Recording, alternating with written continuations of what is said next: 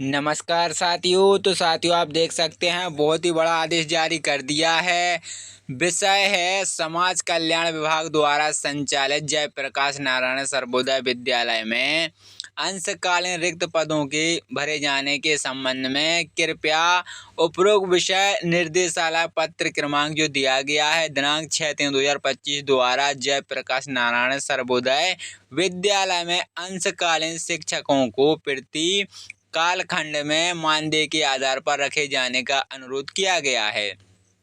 तत्काल में शासन को पत्र लिखा है कि 21/3/2025 द्वारा जयप्रकाश नारायण सर्वोदय विद्यालय में अंशकालीन शिक्षकों के प्रति कालखंड मानदेय के आधार पर रखे जाने के संबंध में अनुमति प्रदान की गई है। इस संबंध में अवगत कराया है कि निर्देशालय स्तर से विज्ञापन प्रकाशित कर दिया गया है, जिसमें ऑनलाइन आवेदन करने की प्रारंभ प्रक्रिया 6/6/2025 का अंतिम 16/6/2025 निर्धारित है तथा अपनी अध्यक्षता में गठित समिति द्वारा विद्यालय में रिक्त शिक्षकों के पदों को भरे जाने की कार्रवाई जनपद में की जानी है। अतः उक्त के परिप्रेक्ष्य में अंशकालीन शिक्षकों की भर्ती की कार्रवाई निर्धारित समय सारणी के अंतर पूर्व करने का सूचना निर्देशालय को उपलब्ध कराना सुनिश्चित करें।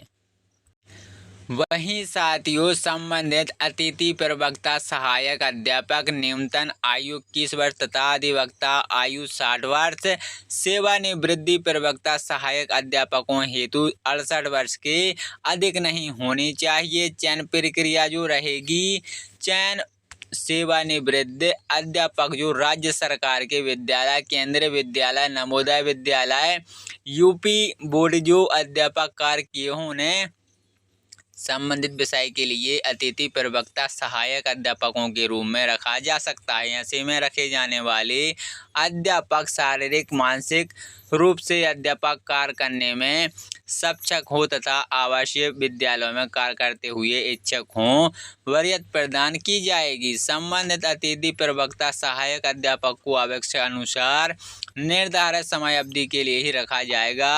अतिथि प्रवक्ता सहायक अध्यापक एम्प्लॉयमेंट कार्यालय आवश्यक है आधार पर किया जाएगा।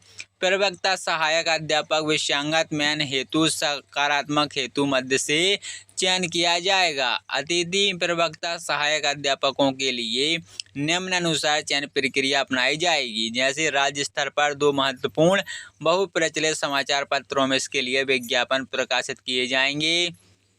प्रत्येक विद्यालय हेतु अतिथि प्रवक्ता सहायक अध्यापकों के चयन से आवेदन द्वारा जनपद में रिक्त विद्यालयों को वरीयता प्रदान विकल्प देना होगा। जिनमें विद्यालयों में कोई भी कार्य करते इच्छित हो, अतिथि प्रवक्ता सहायक अध्यापक हेतु पहला से चयन हेतु प्रत्येक जनपद पर अलग अलग सकारात्मक सम्मिलित होना। अतिथि प्रवक्ता सहायक अध्यापकों को सकारात्मक के मध्य से चयन हेतु निम्नानुसार समिति गठित की जाएगी।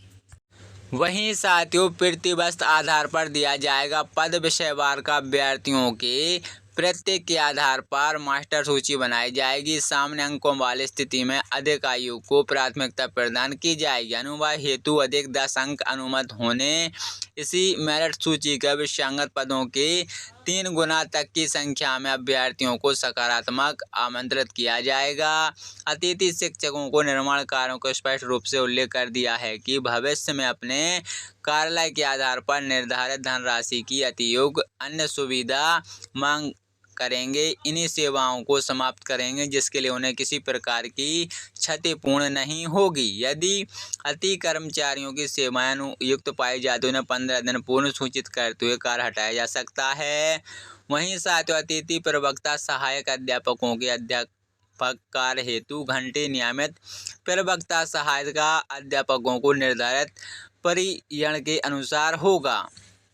अतिथि प्रवक्ता सहायक नियमित प्रवक्ता सहायक अध्यापकों द्वारा किए जा रहे समय शैक्षणिक तथा शैक्षणिक कार्य पूर्ण करते हुए संबंधित कार्य कापी जांच, ड्यूटी मूल्यांकन कार्य, ट्रेनिंग कार्य, खेल कूद संबंधित प्राचार्य द्वारा किए गए हैं।